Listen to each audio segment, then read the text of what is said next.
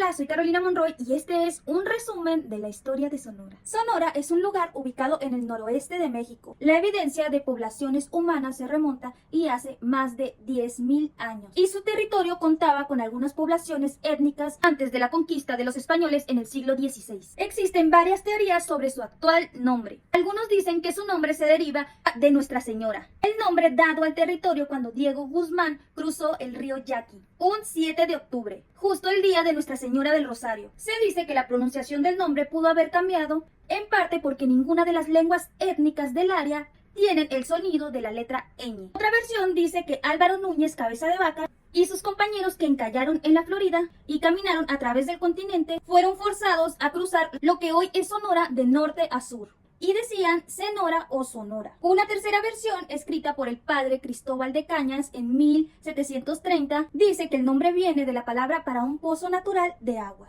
Sonot, que los españoles finalmente modificaron a Sonora. Hasta el día de hoy no se conoce a ciencia cierta si alguna de estas historias sea verdad. Hay evidencia de la existencia humana en el área desde hace más de 10.000 años. Una de las ruinas más conocidas, complejo de San Dieguito en el desierto del Pinacate. Los primeros humanos fueron los cazadores-recolectores nómadas, que usaban piedras, conchas y herramientas de madera, en gran parte del periodo prehispánico. No fue hasta nuestra era de valles ribereños que la agricultura aparecería por primera vez, cerca de 400 a 200 años antes.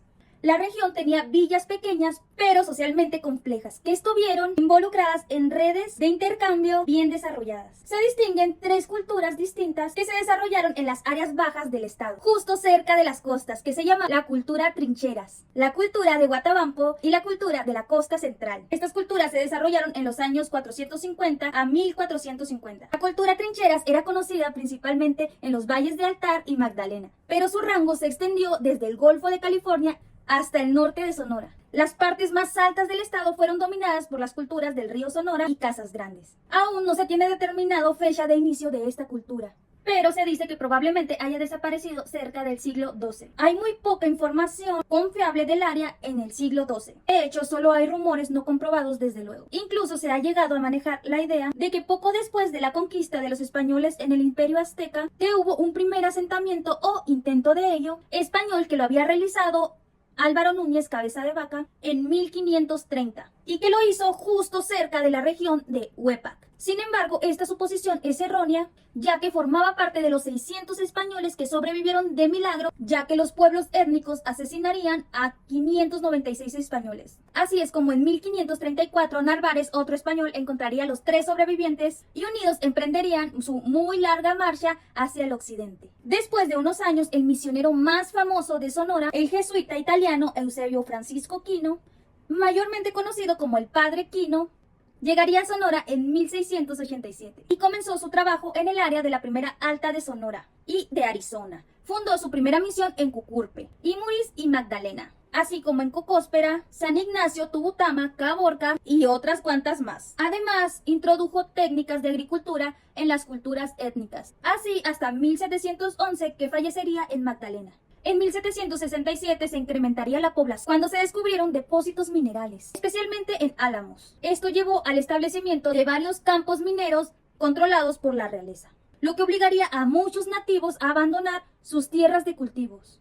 La pérdida de tierras a lo largo del río Yaqui y Mayos llevaría a un levantamiento nativo en este periodo. En 1725, una gran rebelión cónca tuvo un lugar muy importante en el área costeña, pero el levantamiento más importante fue de los yaquis y mayos, en 1740 a 1742, con el único propósito de expulsar a esos invasores españoles. En 1767, el rey de España, Carlos III, expulsaría a los jesuitas de los territorios controlados por los españoles, terminando así por fin con el sistema de misiones. A finales del siglo XVIII, Sonora y Sinaloa formaban parte de la intendencia de Arizpe, en la Nueva España, que fue la división territorial que antecedió al Estado de Occidente. Un resultado de la independencia fue que permitió el desarrollo económico. La antigua provincia de Sonora y Sinaloa fue dividida en 1823 para por fin formar los estados Sonora y Sinaloa, estableciéndose como capital sonorense a Ures.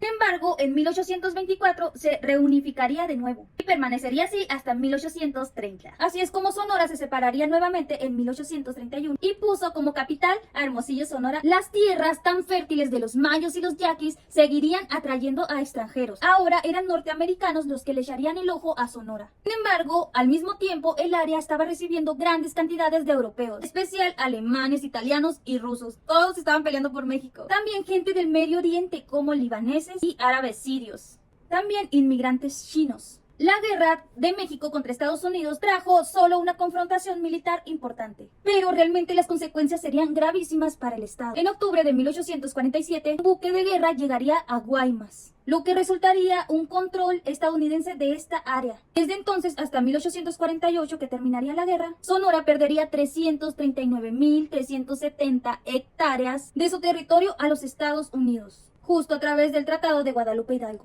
Además de eso, la guerra arruinó la economía estatal y Sonora perdería aún más de su territorio en 1850, a través del Tratado de la Mesilla. Sonora era la entidad más grande de la República Mexicana. Su amplio territorio costero lo haría vulnerable a varios bucaneros que atacarían los puertos sonorenses tales como Guaymas y Caborca. Sin embargo, estos ataques no tendrían ningún éxito y la economía se volvería a recuperar hasta finales de 1850. ¡Wow! México, ¿cómo ha resistido ataques? Cuando Ignacio Pesqueira se convertiría en gobernador y atrajo la inversión extranjera al estado de Sonora, en especial en el sector minero, así como trabajó para crear un mercado exterior para productos agrícolas de Sonora. Durante la intervención francesa en México, Sonora sería invadido por tropas francesas en el puerto de Guaymas.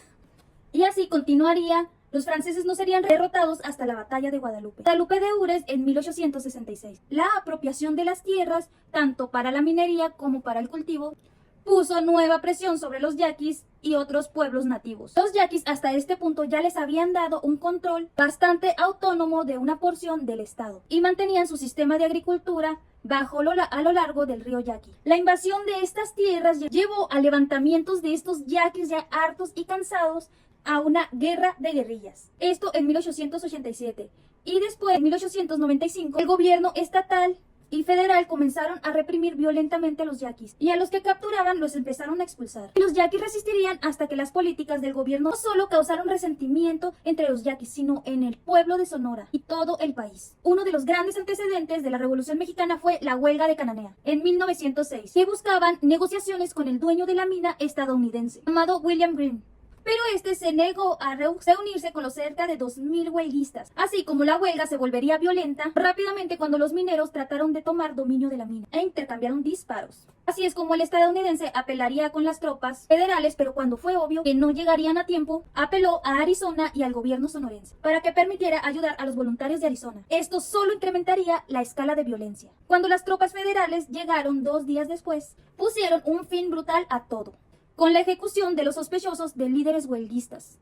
De tal suerte que nueva cuenta, la huelga hizo crecer el resentimiento aún más hacia Díaz. Así es como aumentaron las huelgas en la zona del país. A finales de 1910, la Revolución Mexicana y Díaz fue rápidamente depuesto de su cargo. El resto de la guerra determinaría quién sería el que se quedara con el puesto del poder. El entonces gobernador de Coahuila, Venustiano Carranza, buscaría refugio en Sonora y se convertiría en uno de los protagonistas principales durante el resto de la guerra. Así es como varios de los líderes revolucionarios se unirían a Carranza. En Sonora no veían las raíces humildes, sino a hacendarios de la clase media alta. Después de que Díaz fue removido de su cargo, Carranza estaba en disputa por el poder contra Álvaro Obregón y otros más. Los yaquis se unirían a las fuerzas del poder con Álvaro Obregón. Para 1920, Carranza ya era presidente, pero seguían sus conflictos con Álvaro Obregón. Así es como Carranza intentaría suprimir la oposición política en Sonora, lo que los llevaría al plan Agua Prieta por Obregón y sus aliados, principalmente Plutarco Elías Calles, Benjamín Gil, L. Rodríguez, desconocimiento del gobierno de Carranza. Así es como asesinarían a Carranza